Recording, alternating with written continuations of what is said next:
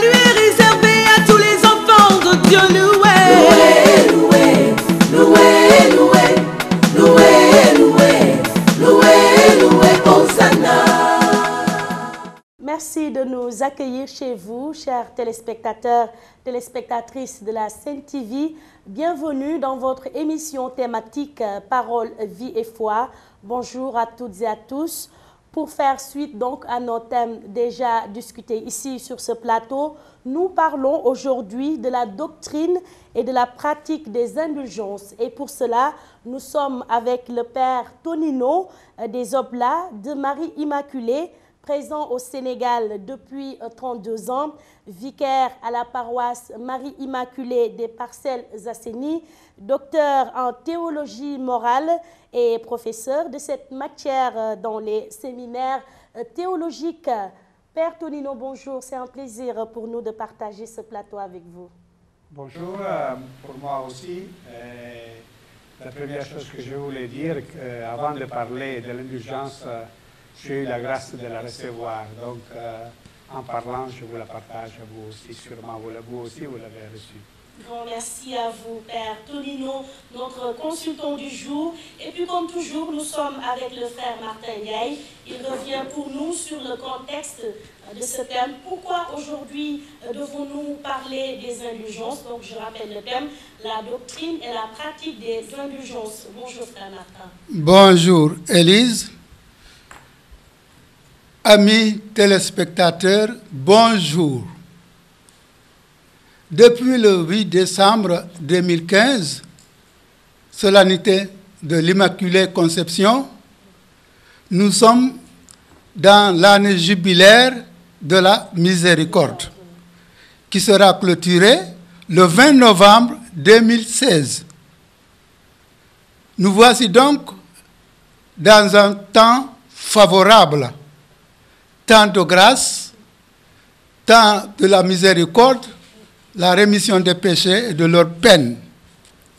Mais le jubilé de la miséricorde appelle aussi une réflexion. C'est le pape François qui le dit. Oui, un temps de réflexion, de rencontre, de conversion, démarche de revenir à Dieu. La porte de la miséricorde est ouverte pour tous, sans exception. Oui, parce que l'Église préfère recourir au remède de la miséricorde plutôt que de brandir les armes de la sévérité, avait dit Saint Jean 23 à l'ouverture du synode, par le synode, à l'ouverture du Concile Vatican II.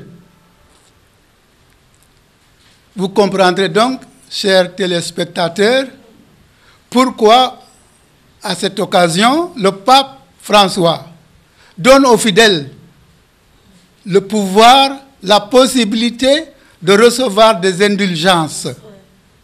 Recevoir des indulgences. Mais le contenu des indulgences demande un éclairage. Un éclairage que ne manquera pas de nous donner le Père Tonino. Mais justement, Père Tonino, qu'est-ce que c'est qu'une indulgence? Son importance, sa définition. Et voilà, frère, vous avez presque tout dit en très peu de mots. Je me rends compte que parfois, nous les prêtres, pour ne pas dire nos fidèles, demeurons dans une certaine sainte ignorance. Je ne sais pas si c'est sainte, mais je me suis rendu compte l'autre jour dans le cours d'un enseignement que je donnais dans les quartiers de la paroisse, dans un des quartiers de la paroisse, qu'à cette question, les gens n'ont pas pu bien répondre.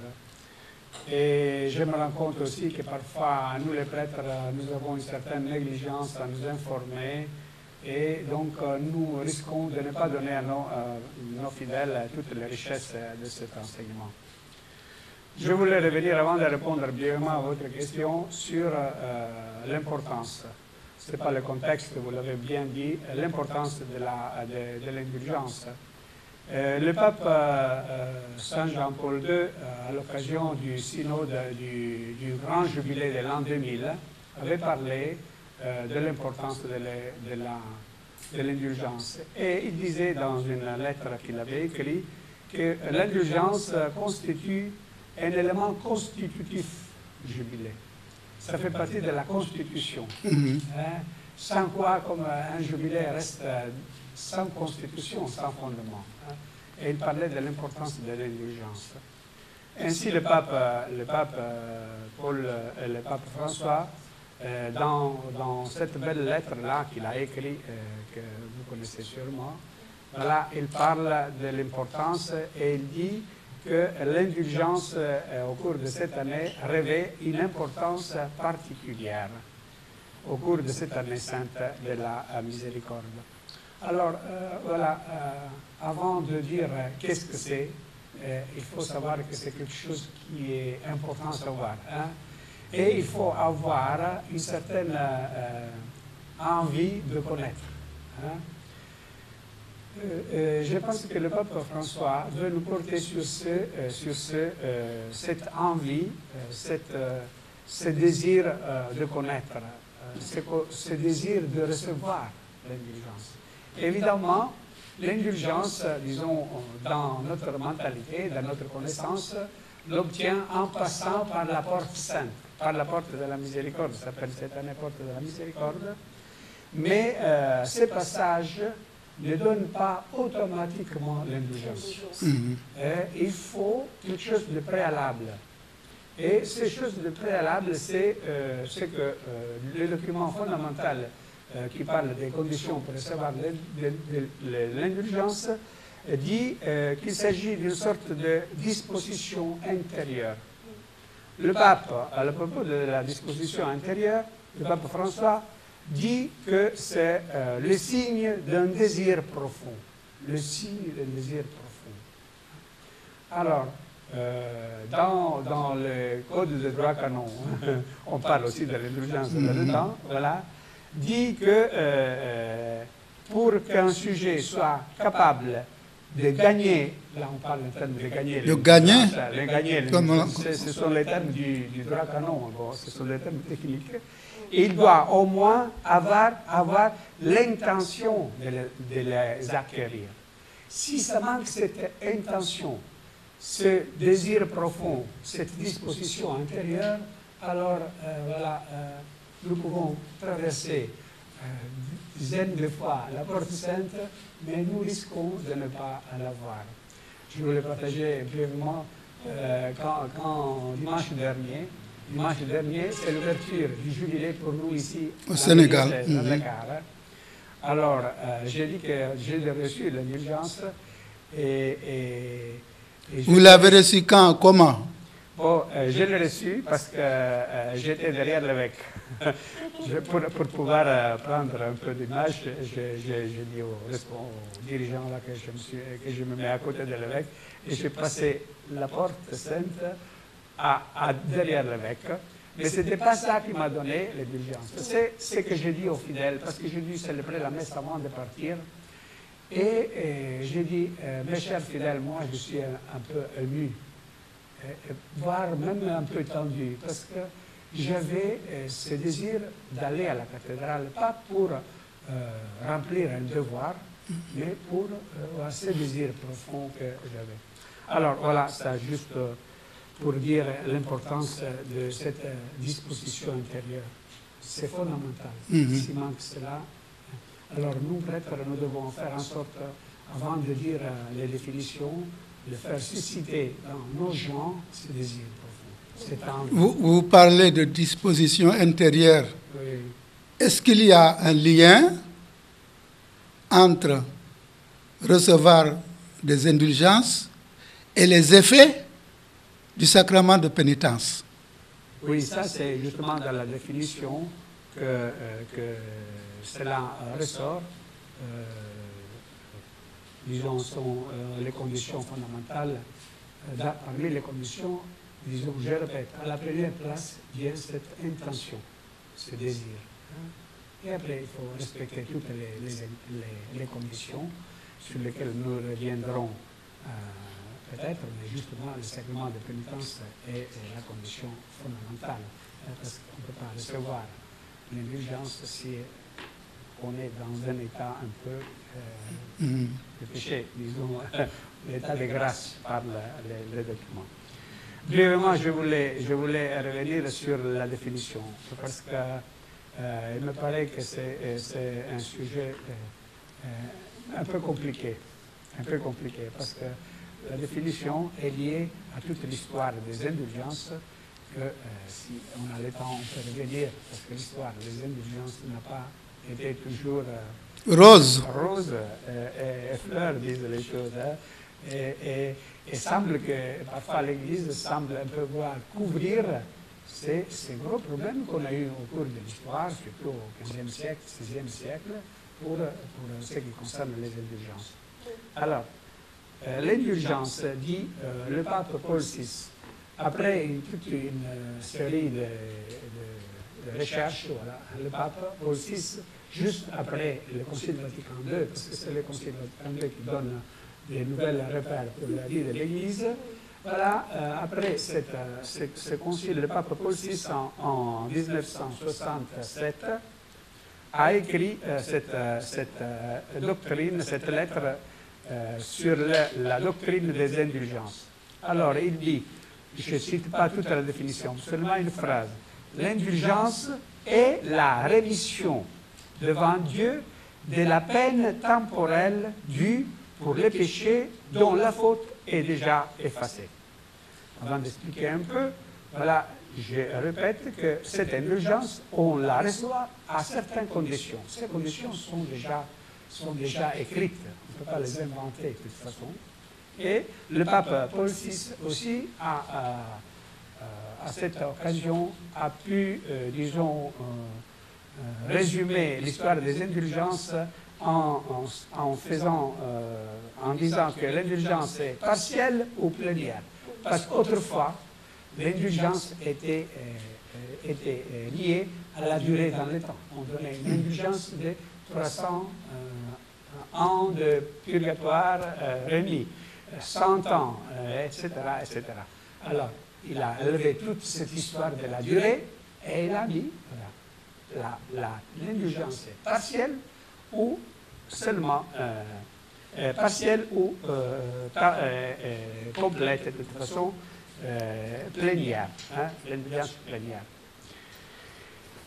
Cette définition a été reprise par le Code de droit canon à 83 et après par le catéchisme de l'Église catholique en 92. Je voulais amener le livre, seulement le livre du catéchisme, parce que c'est gros, hein? Riche, ouais. Un livre riche, toute la théologie est résumée dans ce livre, le livre du catéchisme de l'Église catholique, et il y a des paragraphes 1472 et 79 qui parlent de l'indulgence. Et là, justement, là est dit que le sacrement, comme vous le demandez, frère, est lié aux effets du sacrement de pénitence. C'est le même terme que vous avez dit. Ça, c'est important, parce que, autrement, nous, dans notre mentalité aussi, nous avons une idée de l'indulgence comme une sorte de chose magique, une sorte de gris-gris, excusez-moi, passez-moi le terme. Par contre, c'est une chose ordinaire, qui est liée à quelque chose que nous connaissons très bien. Inversement, le fait que le catéchisme de l'Église catholique fait ce lien entre l'indulgence et les faits et les effets du sacrement de la pénitence nous permet de mettre en lien cette affaire de l'indulgence avec les sacrements. Ça veut dire que l'indulgence est liée à quelque chose de sacramentel et pas de dévotionnel. Ça veut dire produire des effets que les sacrements produisent. Vous voyez, ça c'est très Pardon, Père, wow. Il y a quelque chose qui m'échappe. Vous avez parlé d'indulgence temporaire ou plénière. Vous avez parlé des peines temporaires, donc il y a des peines éternelles. Oui. Quelle est la différence là entre Alors, temporaire, éternel, plénier ou... Justement, l'Église, l'explication est donnée pour ceux qui veulent approfondir le discours dans le catéchisme de l'Église catholique. Il y a l'explication exacte de cette définition que je viens de donner. Et pour expliquer justement les peines temporelles, parce que l'indulgence est liée aux peines temporelles, alors l'Église a besoin de nous porter sur une distinction du péché. Parce que le péché a une double conséquence. La conséquence de nous couper avec notre communion avec Dieu. Hein? Et cela nous rend incapables de la vie éternelle. Le péché grave. Hein? Nous rend incapables de la vie éternelle. Incapable. Incapable. Si nous mourons dans un état de péché mortel. Mais comment expliquez-vous Dieu qui est bon, qui peut tout faire, comment expliquez-vous qu'il puisse laisser ses enfants à une peine éternelle? Oui, ça c'est un mystère. Le mystère sur lequel nous reviendrons quand on parle du mal. Mais actuellement, je voulais préciser cette affaire de la distinction entre la peine éternelle. Oui. Hein, qui est accordé par le sacrement de la pénitence. La pénitence, quand nous allons le pardon, nous recevons le pardon et nous recevons la grâce de Dieu qui nous remet la communion avec Dieu. Or, il y a cette double conséquence, qui est une conséquence, disons, de la rupture de la communion avec Dieu, et le catéchisme dit que d'autre part, le péché même véniel, entraîne un attachement malsain aux créatures. C'est ça qui reste, hein, et qui constitue la peine temporelle qu'il faut purger, disons, ici sur terre, à travers les pénitences, les mortifications et tout ça, ou bien on va purger dans le purgatoire. Hein. Un purgatoire existe. Le purgatoire existe. Selon la tradition et les documents de l'Église, bien que même les documents de l'Église catholique disent que nous allons la purger dans une autre situation qu'on appelle purgatoire. Hein? Ce n'est pas un dogme de foi comme l'Immaculée Conception. Ah bon, Hein? Mais de toute façon, c'est une manière d'expliquer ce qui reste. Hein, ce qui reste des conséquences du péché. Et que nous le voyons, même nous, les prêtres non fidèles, hein, à l'occasion de certaines confessions, les gens te disent, même moi je me suis confessé, j'avais fait la résolution de ne plus pécher, je tombe toujours dans le même péché. Comment se fait ça, hein? Les gens qui viennent s'accuser, c'est demander le pardon des péchés qu'ils ont déjà reçu le pardon. Hein? Dit, mon Père, moi j'ai besoin de me reconfesser. Ça me dit, ça reste quelque chose qui est cette situation humaine du péché que nous vivons et que, et disons, en mon sens aussi, notre participation, hein, notre collaboration à l'œuvre de Dieu qui nous pardonne et nous répondons avec un sacrifice aussi. Hein, dû à cette condition humaine que nous vivons. D'accord. Si nous juste rappeler aux chers téléspectateurs que nous sommes aujourd'hui avec le Père Tonino des Oblats de Marie Immaculée des Parcelles Assainies.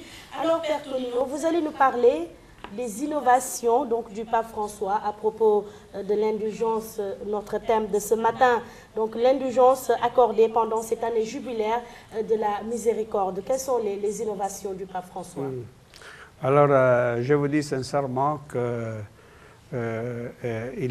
s'il est important de connaître un peu l'histoire et la définition de l'indulgence, il est beaucoup plus important de voir quelles sont les arrière-pensées de ce pape. qui veut faire une réforme de l'Église, mais pas une réforme naïve. Hein? Il veut faire une réforme de l'Église pour que l'Église continue à tracer, à vivre à la suite de Jésus-Christ et de la loi de l'Évangile. Qu'est-ce que vous entendez par nouvelle réforme? Est-ce qu'on doit s'attendre à de nouvelles normes? Je pense que même les nouvelles normes, on peut les attendre. Seulement que le pape veut agir en communion avec tous les évêques. Hein. Par exemple, lors de la dernière, sans trop aller dans l'élan, lors du synode sur la famille, hein, sûrement nous n'avons pas pu voir toutes les discussions qui se sont passées là, mais il y a eu des discussions. Le pape, à la fin, dit nous n'avons pas pu attendre le consensus sur tout. Hein? Il y a eu des Ça veut désaccords. dire des désaccords, des points d'insistance différents. Hein? Et ces points d'insistance, on les voit dans le document final du synode, qui n'est pas accessible à tout le monde, dans le sens qu'il est en italien. Ouais, je l'ai parce que j'ai pu les... Vous avez volé? Non, les voler. On le demande sur un certain site, qui est le site web de la documentation catholique. Il faut s'inscrire, il faut suivre le processus qu'ils te font pour avoir les documents.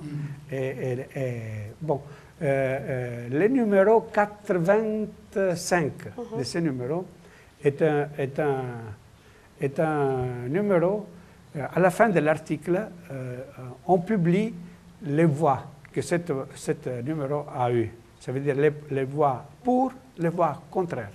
Hein? Et là, ce numéro est passé de justesse, parce qu'il y a eu beaucoup de voix contraires, beaucoup de voix parmi les évêques. Hein? Bon, Donc, mais mon père, il y a la démocratie dans l'Église alors? Il y a la démocratie, bien sûr, parce que là, il faut que l'article passe s'il y avait les trois quarts, les deux tiers plutôt, des voix, hein, et elle atteint les deux tiers, plus une voix seulement. Hein? Mais quelqu'un disait dans l'Église, c'est la démocratie surveillée. Ça veut dire quoi ça? Oh, ça, c'est notre affaire, là. Nous avons une... Démocratie, pas démocratie, mais il y a la hiérarchie qui décide. Le président Macky Sall dit qu'ici au Sénégal, nous avons notre islam, nous avons aussi notre démocratie. Quoi. Voilà, ça c'est important, madame, cette question. Je voudrais insister là-dessus parce que la définition que le pape donne dans ce beau texte, Generali Patu, il dit « La miséricorde de Dieu devient indulgence du Père ». Alors, j'ai lu toute la définition, médité beaucoup. Je remarque qu'ici, le pape ne parle pas en termes d'indulgence plénière et d'indulgence temporelle. Dans tous les documents, il parle toujours d'indulgence jubilaire. Ce qui veut dire que l'indulgence sera toujours plénière dans sa tête. C'est ça. Hein? Il ne parle plus ici, ce qui est plus grave, disons, il ne distingue plus entre peine éternelle et peine temporelle. N'existe plus. N'existe plus. Or, si ça n'existe plus, l'indulgence n'existe plus, parce que l'indulgence est liée aux peines temporelles uniquement. Vous voyez? Alors, je dis quelque chose d'un peu grave. Ça veut dire même la notion de peine disparaît ici. Ça veut dire qu'il, à mon sens, qu'il veut donner une autre orientation pour comprendre que c'est l'indulgence. Vous voulez dire que le pape veut donner une nouvelle définition? Comme une nouvelle définition. Hein? Tu sais, la définition dans les matières enseignées au niveau académique est unique. On ne peut pas donner deux définitions. Donc, selon moi, il veut complètement changer. Alors, pour changer l'essence de la définition, je reviens à cet auditoire que j'ai eu l'autre jour dans le quartier, là où un jeune a pu répondre à cela. Il m'a parlé en Wolof avec des termes que j'ai bien appréciés. Ah ouais. Et si je peux traduire son discours en Wolof, il a traduit ça par un discours qui a trait à ce que nous, en français, nous disons tolérance. Être tolérant, être indulgent, être tolérant. Et ce que la Bible dit, voilà, Dieu qui voilà, ferme les yeux. Comme, voilà, il ferme les yeux pour ne pas voir, pour ne pas nous accuser, pour ne pas... et Dieu qui oublie, si lit la Bible. J'ai trouvé que le mot à ce moment-là, le mot que nous employons parfois dans notre langage Wolof, quand nous disons graoul, peut bien, bien sûr, il faut bien l'interpréter, il faut bien l'adapter à ça, il peut bien nous dire cette mentalité de Dieu qui dit, malgré nos péchés, malgré nos... il dit, ça va, graoul. Hein? Mais comment là, le livre nous dit qu'il y a des peines éternelles, des peines temporelles, qu'il faut, le code nous dit qu'il faut payer là. Il faut payer. Autrefois, on payait en argent. Il dit, non, graoul. C'est ça la mentalité et la nouvelle définition du pape François qui nous dit graoul, qui nous dit vraiment, qui trouve des échappatoires, des exceptions à la règle. Oui, et ces exceptions-là. Ces exceptions-là, pour les comprendre, parce que c'est le discours fondamental de la réforme du pape François. La réforme du pape François ne va pas sur réformer la curie romaine. Bon, bien sûr, ça c'est une œuvre à faire. C'est réformer la théologie. Pour que la théologie, en particulier la théologie morale, finalement, réponde aux exigences de l'Évangile. Hein? À propos des exceptions que vous me posez, je voudrais dire que le pape est revenu souvent sur cette affaire qui a été médiatisée en outrance dans les choses, d'accorder la communion aux divorcés remariés. Ça ne nous intéresse pas, nous, ici au Sénégal. Mais de toute façon, nous avons... Comment ça ne nous intéresse pas? Non, je voulais dire que nous avons le problème, pas des divorcés remariés, il y en a, bien sûr, mais nous avons le problème des gens qui cohabitent, des baptisés qui cohabitent. Hein? Et dans notre mentalité, ce sont des excommuniés. Alors le pape dit qu'il n'y a pas d'excommunication. Alors, Père Tonino, pour y aller très rapidement, vous allez peut-être nous expliquer en profondeur les normes qui n'admettent pas l'exception. Alors, toutes les normes de la morale catholique, là j'enseigne ces choses-là, vous pouvez me faire confiance, toutes les normes sont des normes qui n'admettent pas l'exception. Au fait, au juste, disons, la spécificité de la morale catholique, de la théologie morale catholique, est bien sûr les préceptes négatifs qui nous empêchent de faire le mal. Ça, c'est normal, mais ça, c'est pour toute morale. Toute morale dit, tu ne dois pas faire le mal, parce que le mal te fait mal. Hein? Toute morale est concentrée sur l'interdiction de faire le mal. Mais la spécificité n'est pas ça. La spécificité de la morale catholique est dans un mot, dans un terme qui dit « semper et pro semper ». Ça veut dire il est interdit de faire le mal toujours, partout et en toutes circonstances. Il ne peut pas avoir des exceptions. Alors sur ce point, « semper et pro semper », voilà, ça a été, qui est la gloire et l'honneur de la théologie morale catholique. Il y a eu des graves problèmes venant aussi parfois des évêques qui ont parfois pas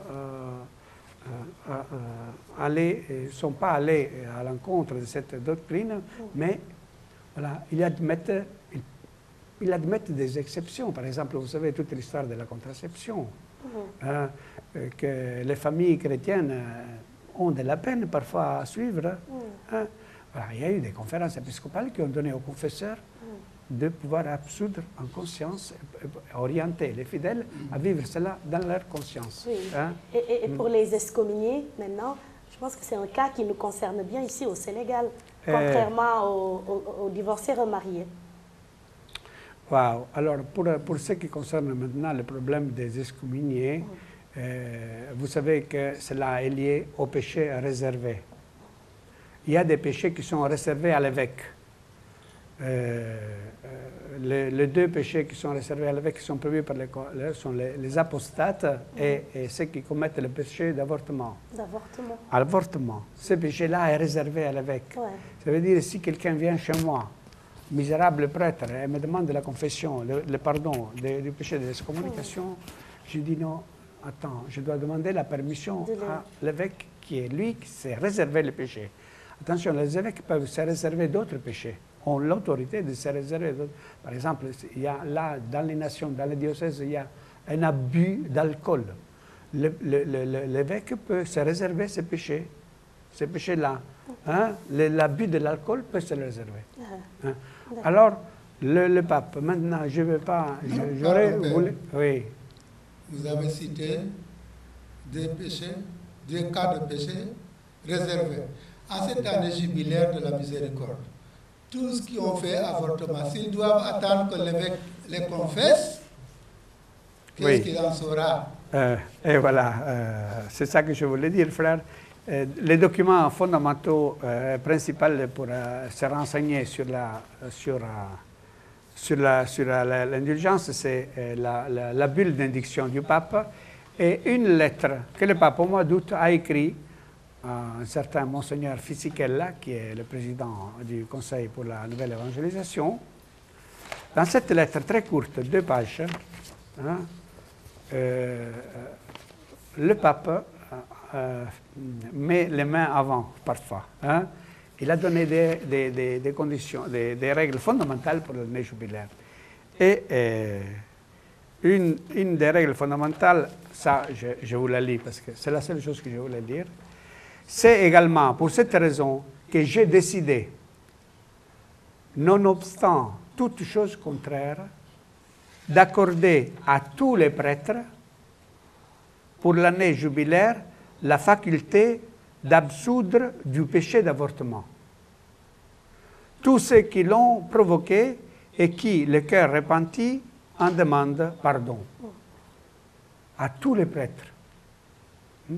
Nonobstant toute chose contraire. Le pape François est très doux, très beau, mais parfois il prend position. Il dit maintenant c'est moi qui décide. Nonobstant toute chose contraire. Quelque évêque peut dire moi je ne suis pas contraire. Le prêtre qui est là à écouter un péché d'avortement, qu'est-ce qu'il doit faire? En conscience, il est tenu à obéir au pape. Aller même contre ce que dit l'évêque. Parce que c'est une loi universelle, ça. Vous voyez? Alors, pour ce qui concerne les péchés réservés, je pense que c'est le sommet de l'indulgence. Ça, c'est sûr, ça ne concerne pas toutes les personnes. Hein. Les personnes sont ordinairement, ils n'ont pas de péché d'avortement. Nos fidèles vivent une foi très forte. Ça concerne une certaine catégorie. Mais cela nous montre la force du pardon, qui arrive aux extrêmes. Et pour montrer cette force, cette indulgence, cette extension du pardon, le pape dit, je donne à tous les prêtres l'autorité de pardonner le péché de l'avortement, qui est un péché réservé. Vous voyez? Nonobstant toute chose contraire. Autre chose, c'est un autre péché réservé, qui est le péché réservé au pape. Ça, c'est un argument très délicat, qui concerne certains péchés graves commis par les prêtres. Certains péchés graves commis par les prêtres. Par exemple, je n'aime pas approfondir ce discours. Je dis qu'il y a certains péchés graves. Par exemple, le péché de profaner les saintes espèces. Bon, par exemple, je dis seulement ça. Alors, quand tu as un péché réservé, tu dois demander au pape, concrètement à la pénitentiarie apostolique, le pardon. la procédure pour recevoir le pardon de la pénitentiarie apostolique qui se trouve à Rome, pour nous ici au Sénégal, est très longue. Et parfois peut dépasser 1 an. Ce qui veut dire que cette personne qui a demandé l'autorisation... Non, pas mourir avant. Il peut ne pas recevoir l'année jubilaire. Parce que l'année est passée. Hein? Et sans confession, sans pardon, on ne peut pas recevoir l'indulgence. Alors, qu'est-ce qu'il arrive? Que le pape, là, c'est au numéro 18 de ce document, hein? Au numéro 18, l'autre phrase que sont les 2 phrases les plus fortes de l'année jubilaire pour comprendre la nouvelle mentalité du pape. Et là, c'est ce qu'il veut faire. Qu'est-ce qu'il fait? Il nomme des missionnaires, il appelle missionnaires de la miséricorde. Alors, j'ai demandé l'autre jour au nonce de quoi il s'agit. Bon, il m'a dit qu'il s'agit de 800 prêtres déjà nommés. La liste est close. Déjà nommés, qui entreront en action à partir du mercredi décembre, dans le carême. Entreront en action. Maintenant, on ne sait pas, même l'évêque l'autre jour nous disait qu'on n'est pas clair la chose, si ce sont des choses qui sont des prêtres nommés ici sur place, ou bien doivent venir de Rome pour faire le tour du monde, je ne crois pas, de toute façon. Alors, ces prêtres pendant leur mission qu'ils font, peuvent absoudre du péché réservé au pape. Ça, c'est une chose vraiment extraordinaire. Nous avons une grâce vraiment que même Dieu ne pourrait pas faire. Ah bon? De toute façon, c'est lui. Il dit, ce seront des prêtres à qui j'ai donné l'autorité pour pardonner aussi les péchés qui sont réservés au siège apostolique. Voilà. D'accord, Père Tonino. Donc, chers téléspectateurs, vous qui nous suivez, merci. Nous allons revenir tout à l'heure sur ce plateau de l'émission Parole, Vie et Foi. Mais avant, nous allons observer une page publicitaire. Le salut est réservé à tous les enfants de Dieu. Loué, loué, loué, loué, loué, loué, loué, loué, Hosanna.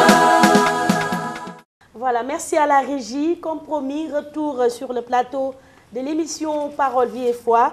Nous allons donc permettre à notre public de réagir par rapport à ce thème. Je le rappelle, la doctrine et la pratique des indulgences. Donc, le public va réagir par rapport à des questions, des suggestions, des témoignages, ou bien s'ils ont des questions qui leur concernent.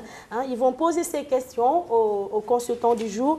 Donc, le Père Tonino, je le rappelle, il est des Oblats de Marie Immaculée, présent au Sénégal depuis 32 ans, vicaire à la paroisse Marie Immaculée des Parcelles Assainies, docteur en théologie morale et professeur de cette matière dans les séminaires théologiques. Donc la parole sans plus tarder est donnée à notre public. Donc bonjour aux chers téléspectateurs de Parole, Vie et Foi. Que le Seigneur vous bénisse et bénisse vos familles. Qu'en cette année de miséricorde, qu'il nous l'accorde en abondance. Merci au consultant, le Père Tonino. Le thème est tellement dense. Et moi, j'ai des points d'ombre que j'aimerais qu'il éclaircisse. Il a, en développant, parlé de l'indulgence partielle ou plénière. J'aimerais vraiment qu'il m'explique, qu'il me dise quand l'indulgence est plénière, quand elle est partielle. Parce que je n'ai pas bien compris à ce niveau-là. Ensuite, il a parlé de peines temporelles et de peines éternelles. Quelles sont les peines temporelles, quelles sont les peines éternelles? Là aussi, vraiment, je n'ai pas compris et j'aimerais qu'il m'éclaircisse. Ensuite, une question. Quelle relation y a-t-il entre l'indulgence et le sacrement de réconciliation? Tout à l'heure, il a dit en commençant qu'il faut être dans des dispositions pratiques et même spirituelles pour pouvoir recevoir l'indulgence. Parce que beaucoup croyaient, moi-même je croyais, qu'en passant par la porte sainte à Popenguine, où j'étais dimanche, après avoir bien prié et pris des dispositions nécessaires, que je n'avais plus besoin d'aller vers un prêtre pour me confesser, que j'avais reçu d'office, et je n'étais pas la seule. Pratiquement les 3/4 qui étaient là croyaient l'avoir reçu.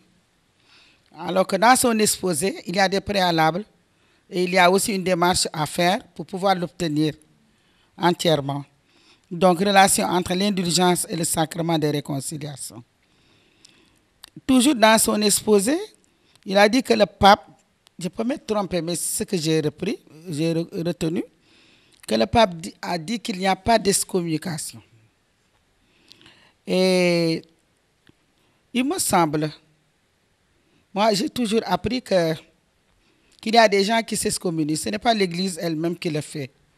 Parce que quand deux personnes vivent en concubinage, ce sont elles-mêmes qui s'excluent. Parce que l'Église n'aime pas ça. L'Église ne veut pas. Par rapport aux divorcés remariés, c'est la même chose.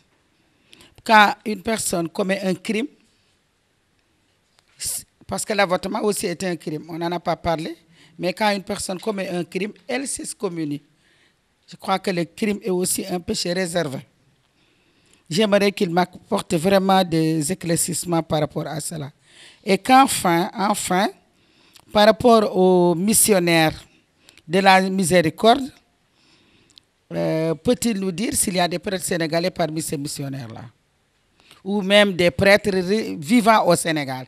Ils peuvent ne pas être des diocésains, mais ils peuvent être, par exemple, des omis, au-delà de Marie Immaculée, mais y a-t-il des missionnaires résidant au Sénégal qui font partie de ces missionnaires de la miséricorde? Merci. mbokk chrétien yi ñuy déglu ci bésu dimanche jile ñu ngi leen di ndokkeel ci bésu dimanche bile yal na yàlla mi am barke am yërmande am cofeel may leen ko may ko seen njaboot.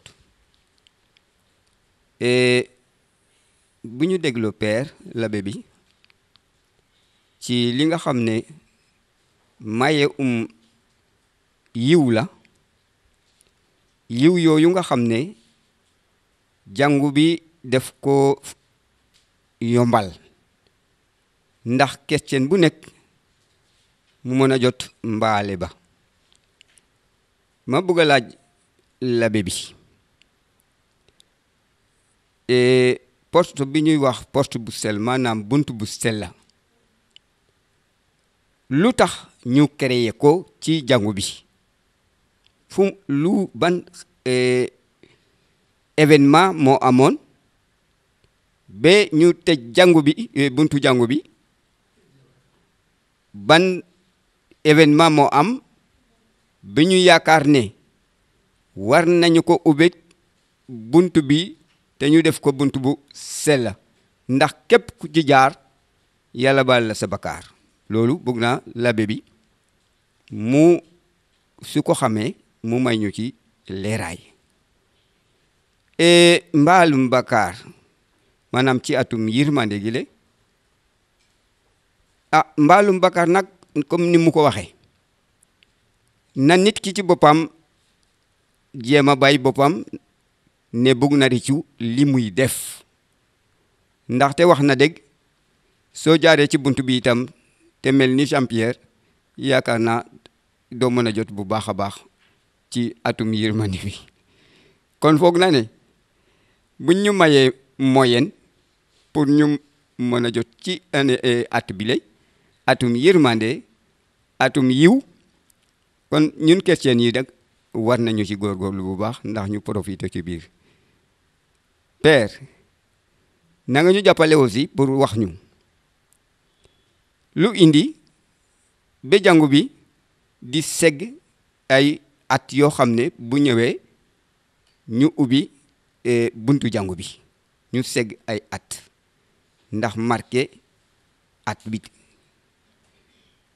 parce que xëy na foofu la jàngu bi jaar foog naa ci li ma foog bu baax ba mën a wax ñeme wax ne nit ki dee nekk na nit ku sell yàlla baal na ko i bakaram te wóor nañu ne mu ngi ci àjjana parce que yaakaar naa bu baax a baax jàngu bi wóor na ko ne ku muy wax ne nit ku sell la xam na li tax mu di ko wax parce que gis na ko mbaa Krista bi won ko ko maa ngi leen di gërëm te di leen sant. Alors, merci pour les questions qui ont été posées ici. Donc, nous allons retrouver les éléments de réponse avec le Père Tonino, notre consultant du jour. Merci. J'aimerais revenir sur une question restée en suspens que le frère avait posée au début, qui me paraît très urgent et très important, concernant le fait des peines éternelles. Je réponds aussi à madame un peu. L'essence de ces peines éternelles qui sont la rupture de la communion avec Dieu, qui nous font, disons, mériter l'enfer, ce qui nous donne l'enfer. Alors le problème, c'est justement comment ce Dieu, notre Dieu, qui est un Dieu d'amour, un Dieu de miséricorde, peut permettre qu'un de ses enfants termine dans ce lieu de damnation éternelle. Comment? Comment se fait? Alors, je donne la réponse à partir d'un enseignement du pape Saint Jean-Paul II, qui est à l'origine de beaucoup de choses dans ce troisième millénaire de l'Église. Hein? Même si le pape François prend cette réforme, le pape Jean-Paul II a donné des fondements à la doctrine qui restent vraiment éternels. Alors, dans son livre « Entrer dans l'espérance », que je le conseille vraiment à toutes les choses, il parle entièrement en ce sens. C'est Dieu qui est amour avant tout, et non seulement miséricorde, mais amour. Quelqu'un qui a donné son Fils unique pour que l'homme ne périsse pas, mais qu'il obtienne la vie éternelle. Comment peut concilier ce Dieu amour avec Dieu qui est juste juge et qui récompense les biens et les mal? La réponse n'est pas évidente, dit le pape. N'est pas évidente. Nous savons que Jésus a dit, que Jésus parle clairement de ceux qui connaîtront des peines éternelles. Matthieu 25, 40. Jésus parle de ça. Mais qui seront-ils? Ça veut dire, qui sont ceux qui iront à l'enfer? Qui? Alors, le pape dit, l'Église n'a jamais voulu prendre position sur ce genre-là. Par contre, je connais beaucoup de gens qui expédient souvent les gens à l'enfer, qui parlent souvent de l'enfer. L'enfer existe, hein? L'enfer existe, mais il y a un Dieu qui est amour et miséricorde.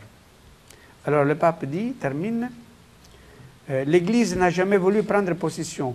Le silence de l'Église est donc la seule attitude convenable. Je connais des groupes, même ici chez nous, qui ne font que parler du mal, du démon, de tout ça. Et pour mettre la peur. Ah non, ça ce n'est pas... Il dit, le silence de l'Église est donc la seule attitude convenable. Même si le Christ dit à propos de Judas, Judas est celui qui a commis l'excommunication la plus grande. Il a trahi Jésus. C'est plus grand que le péché contre l'esprit, je dirais ça. Hein? C'est qu'il ne sera pas pardonné. Jésus dit il y a un péché qui ne sera pas pardonné. Ça, la trahison de Judas qui a trahi Jésus, c'est le plus grand. Et dit le pape, Jean-Paul II, même si le Christ dit à propos de Judas qui vient de le trahir, il vaudrait mieux que cet homme-là ne soit jamais né. Même Jésus a dit comme ça. Le pape interprète. Cette phrase ne doit pas être comprise comme la damnation éternelle. Et c'est très clair. Pourquoi nous parlons, nous expédions trop souvent les gens à l'enfer? Même nous-mêmes, hein? Même nous-mêmes. Nous disons, hein, nous sommes coupables, nous allons partir à l'enfer. Et nous risquons de perdre l'identité de notre Dieu qui est amour, qui est miséricorde. C'est ça, le pape, c'est bon insister sur ça. Le péché est grave, mais le bien, la miséricorde est plus forte que le péché. Et c'est là, je réponds à Madame, la chose la plus importante que Madame a posée. Et je pense, quand elle dit comment il y a des gens qui sont excommuniés, dans notre culture, dans notre mentalité sénégalaise, je répète, nous avons une mentalité un peu juridique. Hein? Ça, tu es de la part des gens qui sont excommuniés. Et nous-mêmes, nous allons nous excommunier nous-mêmes. Hein? Nous sommes fautifs.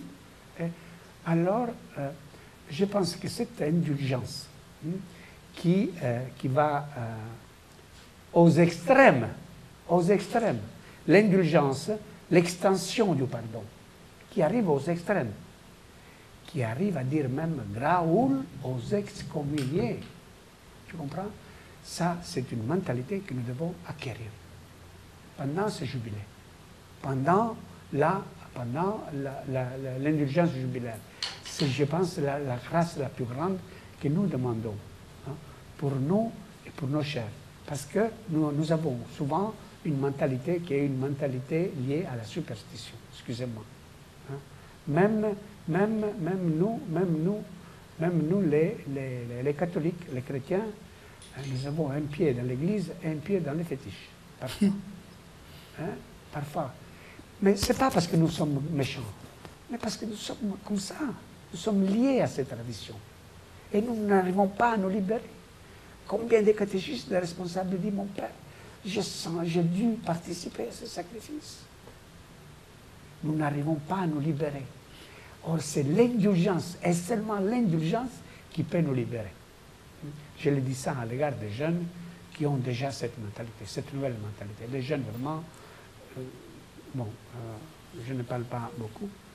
Pour ce qui concerne maintenant l'histoire que monsieur posait, vraiment l'histoire de la Porte Sainte, vous savez, l'année sainte arrive tous les 25 ans, selon une tradition biblique aussi, hein, et il y a des années saintes extraordinaires, comme cette-ci, est une année extraordinaire. Hein. L'année sainte ordinaire que nous avons vue, c'est l'an 2000, et le prochain sera l'année 2025. Plusieurs d'entre nous peut-être ne seront plus là. Il faut profiter. Parce que ça ne n'est pas quelque chose qui arrive tous les jours. Hein? On sera au ciel, hein? Oui. Donc la porte sainte est seulement un signe. Le pape dit signe du désir intérieur. Dans l'histoire, elle a commencé à exister dès le IIIe siècle, quand les chrétiens ont dû déserter à cause des persécutions. Alors on a inventé cette porte sainte cette année jubilaire pour réintégrer les chrétiens qui avaient déserté. Hein? Après, il y a eu des abus.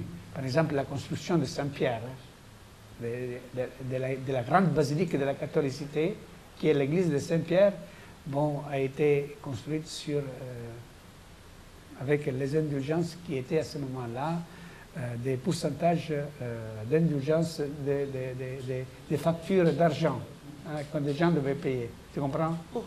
Il y a eu des abus que l'Église a su demander pardon aussi. Hein? L'Église peut se tromper aussi. Hein?